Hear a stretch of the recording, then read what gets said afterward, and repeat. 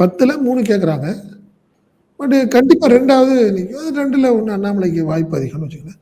இப்படி இருக்கும்போது பெரிய பிரஷர் இருக்கும் திமுகக்கு. குறிப்பா செந்தில் பாலாஜிக்கு பிரஷர் இருக்கும்னு வச்சுக்கங்களேன். பட் அதனாலேயே இறங்கி இப்போ ஒர்க் பண்ண ஆரம்பிச்சுட்டாரு.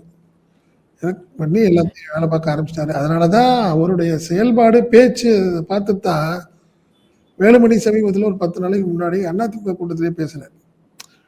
இது வந்து கோயம்புத்தூர் வந்து வேலுமணி கோட்டை, எடப்பாடியார் கோட்டை அப்படின்னு சொல்லிட்டு இருந்தீங்க. இப்போ ஒருத்தர் சம்மட்டியோட வந்துட்டு இருக்காரு.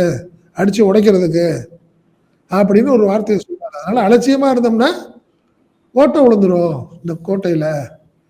அப்படின்னு வேலுமணிலேருந்து வாயிலேருந்து அந்த வார்த்தை வருது. ஒரு பயத்த அவரே வேலுமணியே வெளிப்படையா நிர்வாகிகள் கூட்டத்தில பேசுறாரு. அப்ப ஏதோ ஒண்ணு நடக்குதுன்னு அர்த்தமா இல்லையா? சம்மட்டியோட ஒருத்தர் வந்து அடிக்கிறாரு, உடைக்க போறாரு, உடைக்கிறதுக்கு இறங்கிட்டு இருக்காரு அப்படின்னு சொல்றப்பயே ஒரு பயம் வருது. ஸோ அவங்க இறங்கி ஒர்க் பண்றாரு. இப்ப எல்லாத்துக்குமே அதாவது அந்த 10 தொகுதிகளுக்கு மட்டும் இல்ல.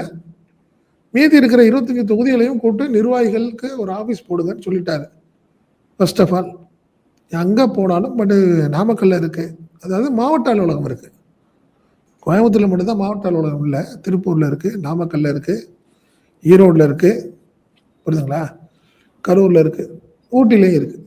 கோயம்புத்தூர்ல மட்டும் இல்ல. அதனால என்ன பண்ணிட்டாரு, தொகுதிகள் எல்லாத்துக்கும் பண்ணுங்க. அது இல்லாது ஒவ்வொரு தொகுதியிலயும் ஒரு அலுவலகம் போடுங்க. அப்படின்னு தனக்கு ஒதுக்கப்பட்ட 35 தொகுதிகளுடைய நிர்வாகிகளுக்கும் தெளிவா இன்ஸ்ட்ரக்ஷன் குடுத்திருக்காரு செந்தில் பாலாஜி.